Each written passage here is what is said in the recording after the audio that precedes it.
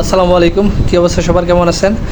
আজকে 400 জনের বিফ কারি, ডাল এবং চিকেন রোস্ট ভালো করে রান্না করার চেষ্টা করব। স্টাফ ক্যাফেটেরিয়ার রান্নার দায়িত্ব আজকে আমার, তাই চলে আসলাম ক্যাফেটেরিয়ায়। এখানে আজকের মেনু হলো চিকেন রোস্ট, ইয়েলো ডাল আর বিফ কারি। যদি ভিডিওটা ভালো লাগে শেয়ার করে দিবেন, ধন্যবাদ। 60 কেজি বিফ এক ডেকে বসানোর চেষ্টা করতেছি, দেখি হয় কি না। যতটা সম্ভব হবে তাই এক এক করে সব কিছু প্রিপেয়ার করে দিচ্ছি।